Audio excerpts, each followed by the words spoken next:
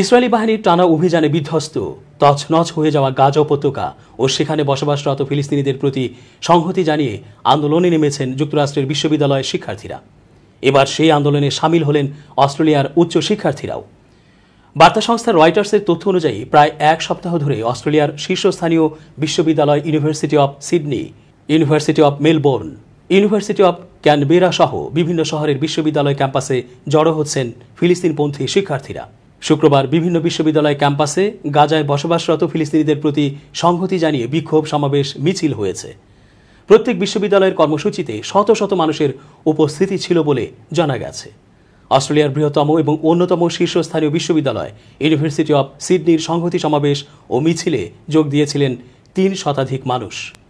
এই অংশগ্রহণকারীদের মধ্যে বিশ্ববিদ্যালয়ের বর্তমান শিক্ষার্থীদের পাশাপাশি অনেক সাবেক শিক্ষার্থী এবং সাধারণ পেশাজীবীরাও ছিলেন। সমাবেশ ও বিক্ষোভ মিছিলে ইসরায়েলকে অস্ত্র সরবরাহ বন্ধ করা, গাজায় স্থায়ী যুদ্ধবিরতি এবং স্বাধীন ফিলিস্তিন রাষ্ট্র প্রতিষ্ঠার দাবি উত্থাপনের পাশাপাশি বিশ্ববিদ্যালয় কর্তৃপক্ষকে ইসরায়েলের সঙ্গে সম্পর্কযুক্ত সব বাণিজ্যিক প্রতিষ্ঠানের সঙ্গে সম্পর্ক ছিন্ন করার আহ্বান জানান আন্দোলনকারীরা। ইউনিভার্সিটি অব সিডনির সাবেক শিক্ষার্থী ম্যাট নিজের 2 বছর বয়সী শিশুপুত্রকে কাঁধে চাপিয়ে বিক্ষোভ সমাবেশে যোগ দিতে এসেছিলেন। রয়টার্সকে ম্যাট বলেন, এই সমাবেশকে শুধু তরুণ শিক্ষার্থীদের ক্ষোভের বহিঃপ্রকাশ মনে করলে ভুল করা হবে। আপনার চারপাশে কি ঘটছে তা যদি একবার আপনি উপলব্ধি করতে পারেন, তাহলে যা ঘটছে সে সম্পর্কে জনসচেতনতা সৃষ্টি এবং সংহতি জানানোর দায়িত্ব আপনার ওপর বর্তায়। আমি সেই দায়িত্ব পালন করতে এখানে এসেছি। এদিকে ইউনিভার্সিটি অব সিডনির ফিলিস্তিনপন্থী শিক্ষার্থীরা যেদিন বিক্ষোভ সমাবেশ করেছেন, সেই একই দিন বিশ্ববিদ্যালয়ে সমাবেশ করেছেন ইসরায়েলপন্থী শিক্ষক শিক্ষার্থীরা। তাদের সমাবেশ স্থল অবশ্য ফিলিস্তিনপন্থীদের সমাবেশের জায়গা থেকে বেশ কয়েকশো মিটার দূরে ক্যাম্পাসের অপর প্রান্তে। সমাবেশে অস্ট্রেলিয়া ও ইসরায়েলের পতাকা নিয়ে হাজির হয়েছিলেন ইসরায়েলপন্থীরা। বিশ্ববিদ্যালয়ের একজন গবেষক সারাহ ছিলেন তাদের মধ্যে। নিরাপত্তাজনিত কারণে নিজের নামের দ্বিতীয় অংশ প্রকাশে অনিচ্ছুক এই গবেষক রয়টার্সকে বলেন, আমরা বাধ্য হয়ে এই সমাবেশে ডাক দিয়েছি।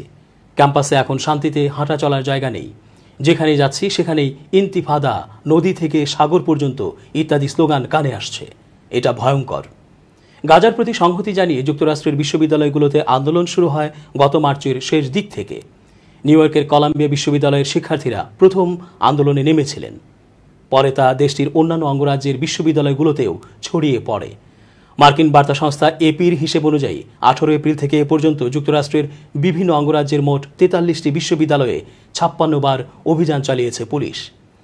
সেসব অভিযান থেকে গ্রেপ্তার করা হয়েছে প্রায় 2200 আন্দোলনকারী শিক্ষার্থীদের। অস্ট্রেলিয়ার বিভিন্ন বিশ্ববিদ্যালয় প্রশাসন ফিলিস্তিনপন্থী শিক্ষার্থীদের ক্যাম্পাসে সারাক্ষণ অবস্থানের জন্য তাঁবু স্থাপনের অনুমতি দিয়েছে। বিশ্ববিদ্যালয় ক্যাম্পাসগুলোতে পুলিশ প্রহরা বসানোরও ব্যবস্থা করা হয়েছে।